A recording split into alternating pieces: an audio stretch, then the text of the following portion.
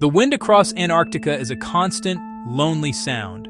It sweeps over an endless continent of white, a landscape that holds its secrets under miles of solid ice.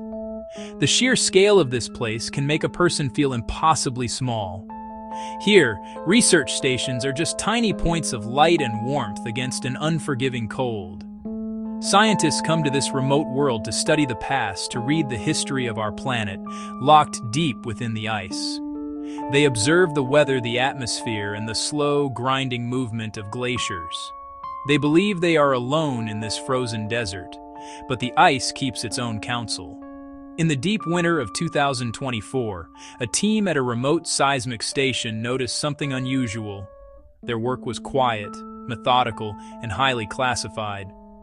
Day after day, sensitive instruments listened to the deep groans and shifts of the continent. But one night, a new signal appeared on their monitors. It was not the familiar signature of an icequake or the slow drift of tectonic plates. This was different. It was a rhythmic pulse, a low-frequency vibration that suggested a massive object was moving beneath them. It moved with a slow, deliberate cadence that defied any known geological or biological explanation. The screen flickered with its immense, steady presence. The small team on duty checked their equipment twice, then a third time. The machines were functioning perfectly. The signal was real. As the investigation deepened, the mystery only grew darker. Small, specialized teams were dispatched to survey potential entry points into the subglacial world. They were equipped with experimental drills, robotic probes tasked with getting closer to the source of the signal. The first team ventured into a newly discovered tunnel, a perfectly cylindrical shaft that descended vertically into the ice. Their communications were clear and professional at first, describing smooth, almost polished walls. Then, their transmissions became intermittent. The last audible message was a single, breathless word: carved. After that, only silence. The team was never heard from again. More teams were lost. Search parties would follow their tracks across the snow, only to find them ending abruptly at the mouth of another dark fissure in the ice. It was as if the ground itself had swallowed them whole. The official reports were sparse, citing extreme weather conditions, equipment failure. But those who remained knew the truth was something else. Drones sent into these tunnels captured fleeting, distorted images before their cameras failed, branching off in every direction, forming a network that seemed impossibly ancient and vast. The walls were not natural. They bore the marks of intention. From the depths of these tunnels, strange recordings were recovered. Audio sensors left behind by the lost teams captured sounds that chilled the soul. Beneath the ever-present thrum of the deep pulse, there were other noises. Faint, chittering echoes, a low, guttural humming that seemed to respond to the presence of the probes. One recording held the final words of an explorer, his voice eerily calm but laced with a profound terror. He spoke of walls that seemed to shift when no one was looking, of a feeling of being watched from the oppressive darkness. "It knows we are here," he whispered. "It moves when we sleep." The mission was officially scrubbed. All personnel were ordered to evacuate, and the research labs studying the phenomenon were sealed. But the data they left behind tells a fragmented, terrifying story. Sonar maps, pieced together from the final transmissions, revealed a hollow space larger than any known cavern system on Earth.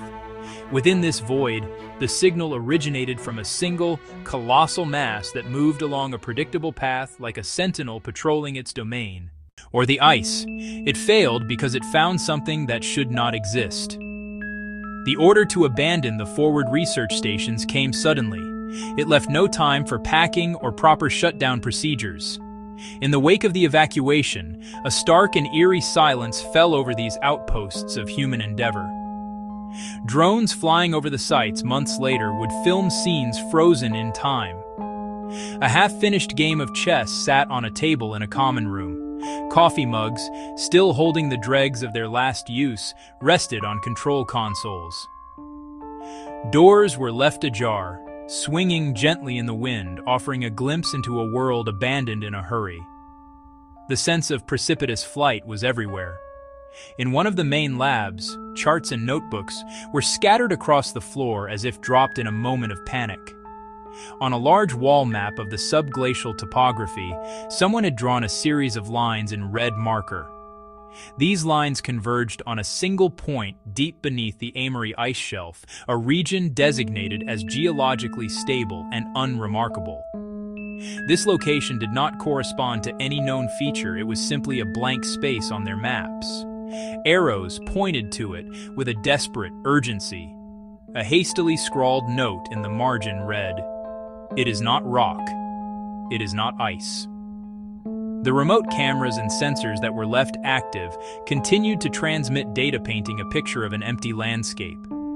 The wide panoramic shots showed nothing but the endless expanse of snow and sky.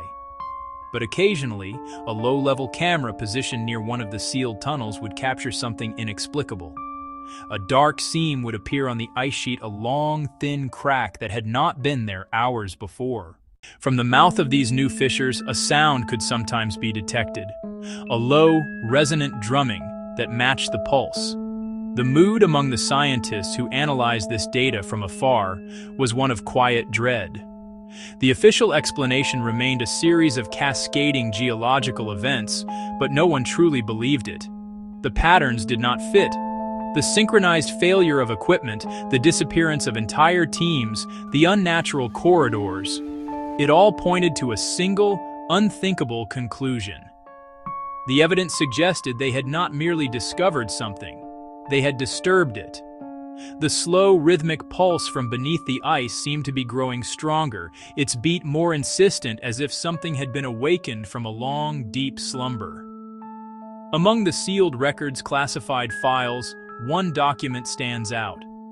It is the partial log of the final, unnamed mission, the team that went deepest, the team that saw the most.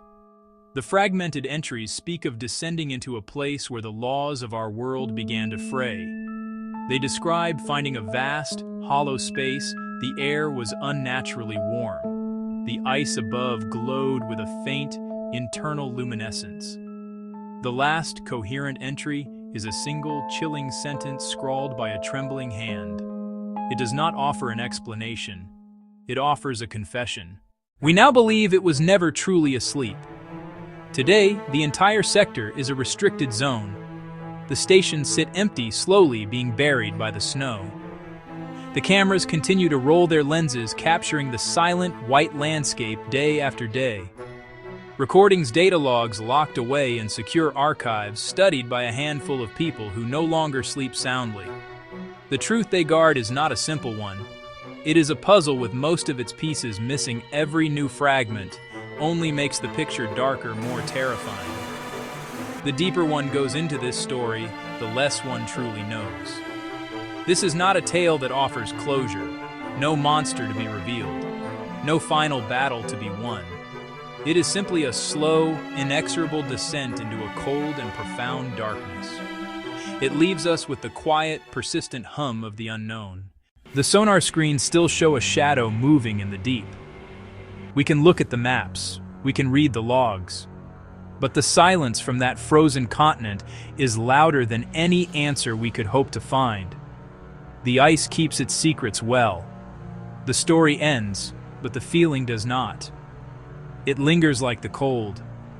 It leaves you with a question that echoes in the quiet moments just before sleep, a question that has no easy answer. Listen closely to the silence of the world, the wind blowing over empty plains, frozen seas.